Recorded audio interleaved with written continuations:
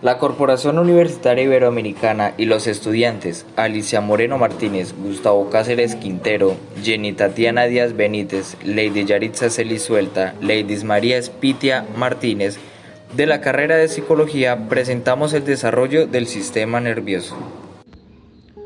Desde que óvulo y espermatozoide forma el cigoto, la célula resultante de esta mágica unión y primera del nuevo ser vivo, en este caso del nuevo ser humano, comienza un proceso complejo, rápido e incontenible. Desde que la nueva vida se pone en marcha, multitud de procesos orgánicos conducen a la constitución de su organismo. Si tiene suerte, este complejo proceso se llevará a cabo con éxito y el nuevo ser humano será completamente viable. Pero son muchas las notas que deben tocar esta virtuosa orquesta de la naturaleza. Hoy nosotros nos vamos a ocupar de las notas de este concierto que más nos gustan y más nos motivan, las que atañen el sistema nervioso y más concretamente a la formación del cerebro. Nos ponemos manos a la obra para describir el desarrollo fetal del cerebro. Este proceso del desarrollo fetal del cerebro y del resto del sistema nervioso se denomina morfogénesis del sistema nervioso y es un proceso que se inicia relativamente temprano, tan solo a las 3 semanas de haberse producido esa fecundación del óvulo por parte del espermatozoide. Primera fase del desarrollo fetal del sistema nervioso, formación del tejido precursor. Desde el cigoto, la primera célula del ser vivo se constituye a partir de la fusión de los gametos de ambos progenitores, óvulo y espermatozoide. Se inicia un proceso de división celular que llevará al aumento del número de células de este ser. Estas células primigenias se denominan blastómeros o blastocitos y son células que poseen una característica fundamental para el inicio de la vida. Son células pluripotenciales, es decir, células capaces de convertirse en cualquier tipo de célula, capaces de diferenciarse durante el resto del proceso para formar los diferentes tipos de tejidos que forman al ser humano.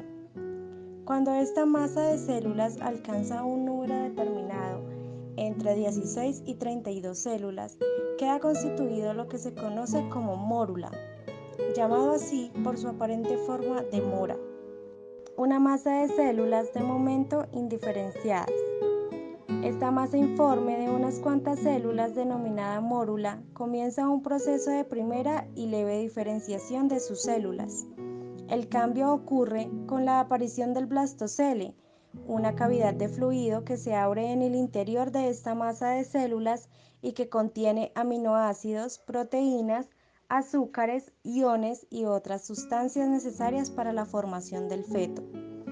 Desde que aparece este blastocele, la mórula deja de llamarse mórula para denominarse blástula y a las células que constituyen esta blástula pasan a ser reconocidas como blastómeros. Formación de las 3 capas germinativas embrionarias. Una vez constituida la blástula, vamos a llevar nuestra atención a esa masa de células internas denominadas embrioblasto. En esta fase, esta masa va a constituirse en 3 capas: endodermo, mesodermo y ectodermo, cuando hasta ahora solo contaba con 2, el endodermo primitivo o hipoblasto y el ectodermo primitivo o epiblasto, formando una especie de disco. Esta constitución en 3 capas da comienzo con la invaginación del endodermo, que se conoce como formación de la línea primitiva. Este proceso puede ser más difícil de visualizar. Para tomar un ejemplo de andar por casa, podemos imaginar el blastodermo como un sándwich. De momento tenemos el pan de arriba, ectodermo primitivo, y el de abajo, endodermo primitivo. Imaginemos que, por accidente, hemos metido estas 2 capas de pan en la sandwichera, sin haberle añadido nada de relleno, y tenemos los bordes del sándwich pegados sin nada adentro. Para solucionarlo, decidimos practicar una fisura en el pan de arriba, ectodermo primitivo, y a través de ella introducir el relleno del sándwich. Esta fisura sería en términos fetales la línea primitiva. Esta invaginación en el ectodermo implica la entrada masiva de células entre el ectodermo y el endodermo, constituyéndose así la tercera capa, la intermedia o mesodermo. Por fin tenemos un embrión de tres capas germinativas. La diferenciación de estas tres capas germinativas es de vital importancia porque de cada una de ellas se formarán tejidos diferentes, muy diferentes. Del endodermo se formará el sistema respiratorio, el sistema digestivo y glándulas, entre otros. Del mesodermo se formará el sistema cardiovascular, muscular, urinario, reproductor y parte de la piel, entre otros. Del ectodermo se formarán las partes de la piel y el que nos interesa más, el sistema nervioso.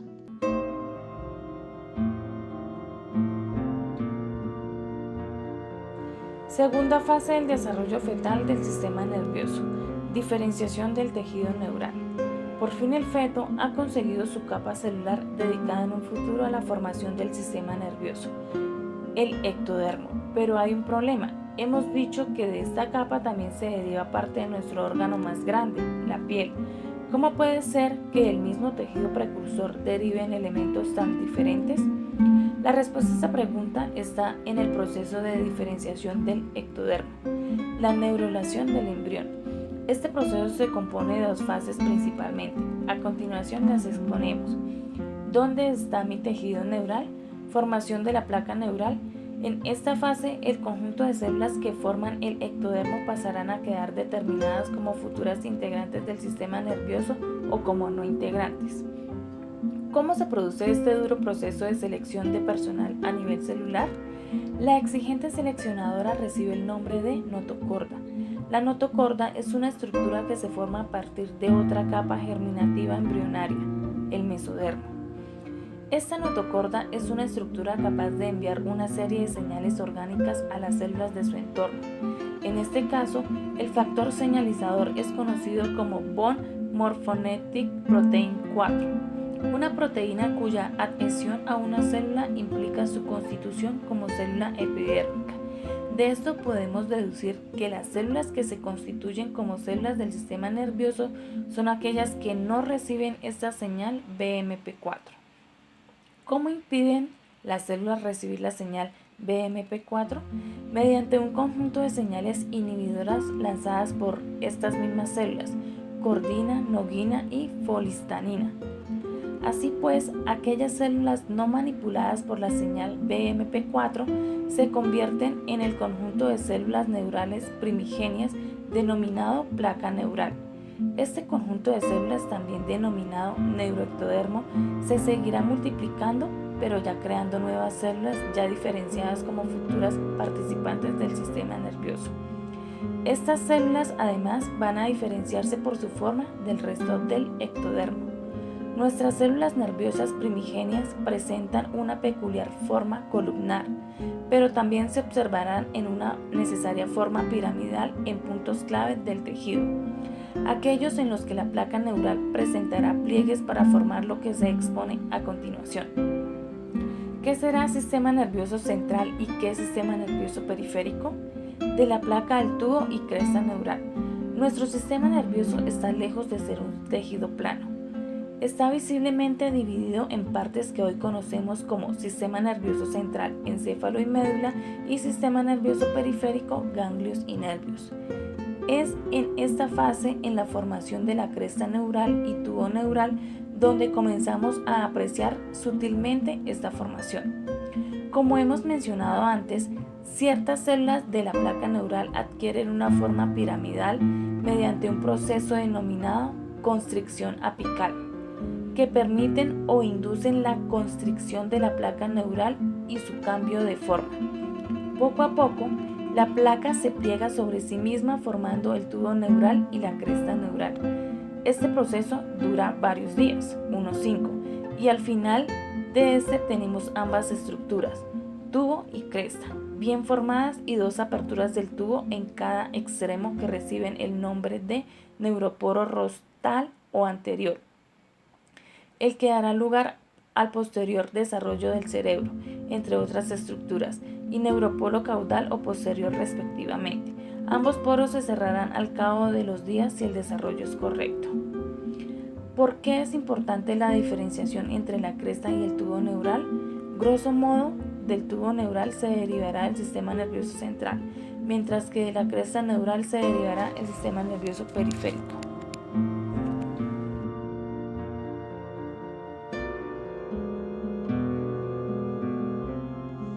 Tercera fase del desarrollo fetal del sistema nervioso.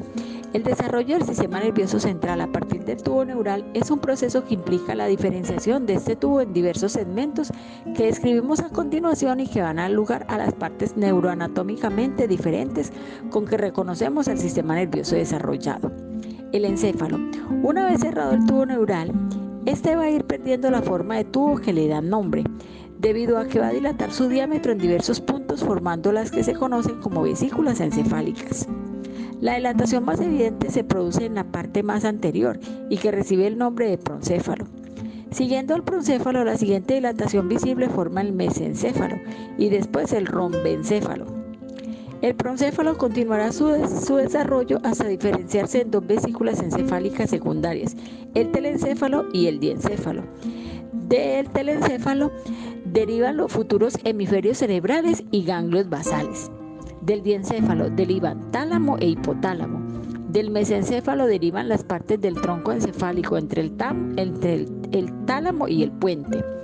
Del rombencéfalo derivan metencéfalo, que dará lugar a puente y cerebelo, y mielencéfalo, que dará lugar al bulbo raquídeo, la médula espinal. En un principio, estos diferentes segmentos del tubo neural están constituidos por escasas láminas celulares. Poco a poco, las células de cada segmento se van dividiendo, rellenando el hueco interior del tubo y haciéndolo engrosar. Las diferentes vesículas constituyen así los diferentes volúmenes que componen los distintos segmentos funcionales de nuestro sistema nervioso central.